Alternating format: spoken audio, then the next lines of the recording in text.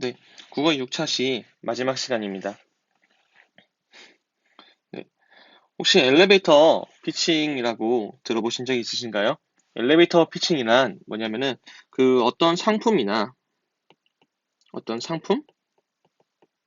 또는 서비스, 서비스를 어떠한 기업이 그 가치에 대해서 그 빠르고 간단하게 설명하는 요약 설명을 이야기합니다. 그래서 일종의 그 로켓 피칭이라고도 이야기하는데요. 이 엘리베이터 피칭은 뭐냐면은 엘리베이터 안에서 이루어지는 거예요. 그래서 엘리베이터에서 중요한 사람을 만났을 때, 엘리베이터 타서 중요한 사람을 만났을 때, 이 중요한 사람에게 그 짧은 시간, 보통의 시간은 짧게는 20초에서 길게는 3분 정도를 잡습니다.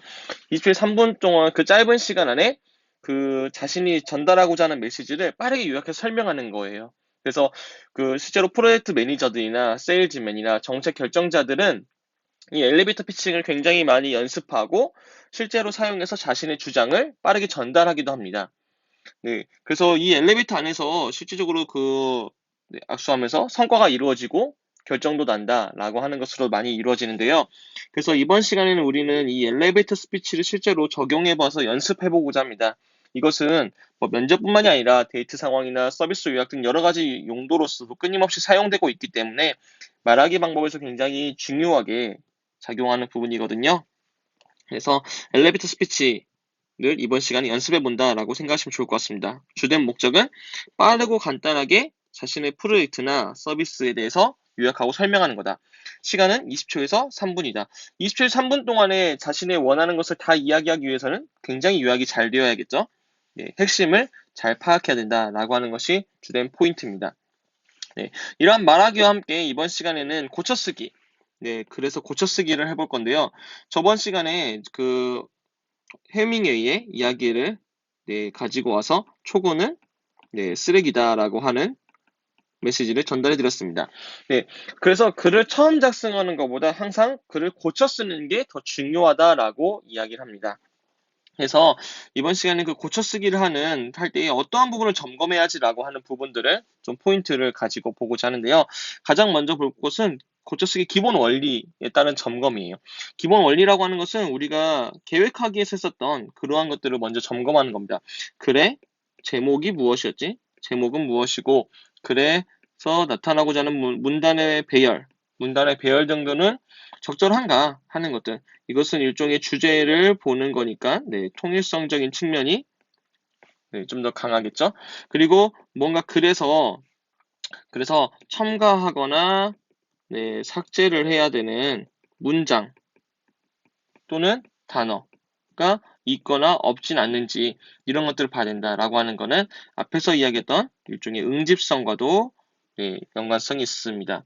그리고 네, 또한 마지막으로 네, 문장과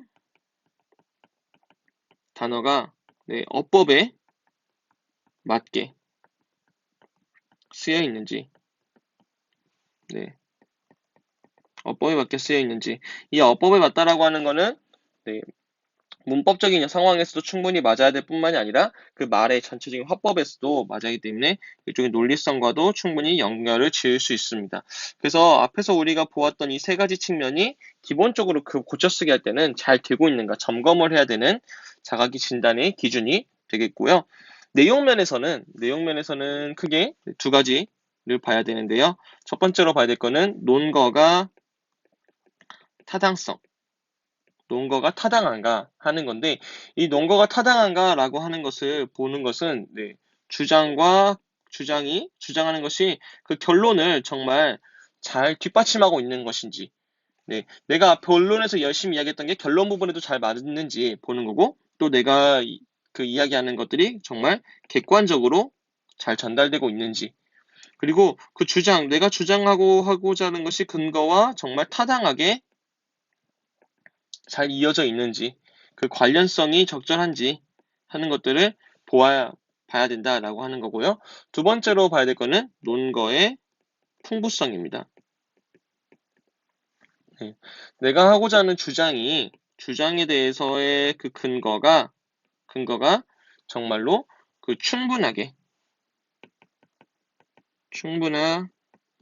충분한 논거를 제시하고 있는지, 충분한 제시를 하고 있는지, 그 양이 충분해야 한다는 거죠.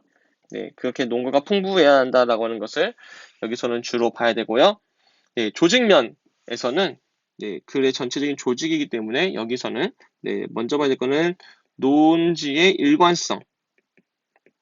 논지의 일관성. 그래서 이건 앞에서 말한 통일성과도 비슷합니다. 그 주제에 벗어나지 않았는지, 주제에 벗어나지 않는지를 봐야 되고요. 그리고 네, 조직의 체계성. 네, 그 조직의 체계성이라고 하는 것은 네, 문장이나 문단의 그 배열이 과연 그 내가 주장하고자 하는 내용에 맞춰서 적절하게 잘 배열이 되어 있는지 네, 봐야 됩니다. 그리고 표현면, 네, 실제 글을 표현하는 표현면에서는 네, 주장의 논리성, 네, 주장의 논리성이라고 하는 것은 앞에서 얘기했지만 주장과 그 근거가 잘 연결되어서 이것이 정말로 논리적으로 잘 연결되어 있는지, 그리고 논리적인 오류가 없는지 하는 것들, 그리고 이들의 관계나 순서도 지켜봐야 됩니다. 하나의 글에는 네, 주장이 또 여러 가지가 들어갈 수 있으니까 이 주장의 그 배열 순서도 적절한지 확인을 해야 된다라고 하는 거고요. 네, 두 번째로는 표현의 명확성입니다. 네, 표현의 명확성이라고 하는 것은 내가 어떠한 사용하고 있는 개념이나 그 단어 뜻이 분명한지 확인을 해야 되고요. 또한 어법에 맞는지. 네. 특히나 맞춤법 같은 경우는 틀리게 될 경우에 표현이 굉장히 명확성이 떨어질 뿐만 아니라 네, 글을 읽는 독자가 불편함을 느낍니다. 그래서 글에 대한 신뢰가 줄어들 수 있으니까 맞춤법 같은 경우는 꼭 반드시 미리 확인하셔야 됩니다.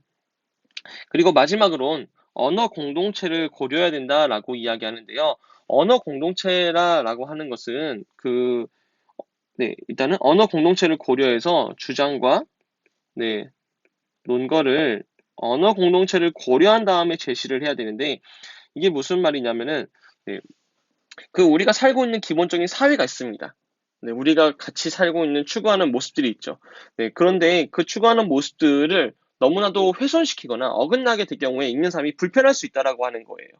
네, 예를 들어서 그 대부분의 사람들이 불편해하고 있는 진실 중에 하나는 네, 일본이 일제강점기 시대 때, 네, 그 우리나라의 여성들을 데려다가 특히나 그 위안부로 삼았다라고 하는 것에 있어서는 옳지 못하다고 하는 것을 많은 사람들이 사실 공감하고 있어요. 그랬을 때 어느 누군가가, 야, 위안부라고 하는 거는 사실은 매춘부와 똑같은 거라서 되게 그냥 누구나 했던 거였어. 당연히 해야 되는 거였어. 그것 때문에 우리나라가 좋아졌어라고 하는 주장을 펼친다라고 하는데, 이 주장을 펼치는 대상의 독자된 그룹이 위안부 피해 할머니들 모임이나 네, 또는 그 일제강점기에 잘못된 것들을 알리는 사람들의 모임이라고 하면은 네, 그 글에 있어서 그 주장에 있어서 치고받고 싸움밖에 안 일어나겠죠? 하는 이러한 그 공동체, 내가 독자로 삼고 있는 그 언어 공동체가 어떠한 특징을 가지고 있는지를 적절하게 고려해야 된다라고 하는 것이고요.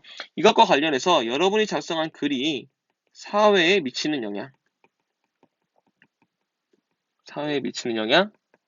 또는 글을 읽는 독자에게 미치는 영향, 그리고 글의 형식적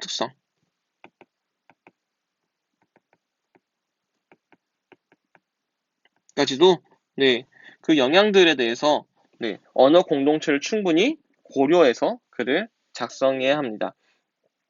그래서 이렇게만 보면은 네, 도대체 그래서 뭘 하라고 하는 거지 좀 막막하실 수 있어서 이것들을 네, 이렇게 정리해 볼 수 있습니다. 그래서 점검한 부분들은 총 네, 5가지.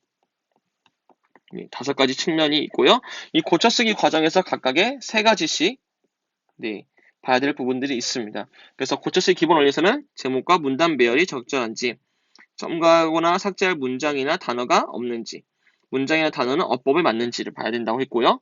그리고 내용물에서는 출처가 정확하고 분명한지, 분명한 논거를 제시했는지, 제시한 논거가 사실에 바탕을 두고 있는지, 제시한 논거가 주장을 입증하기에 충분한지, 글의 내용이 하나의 주제로서 일관성 있게 전개되는지,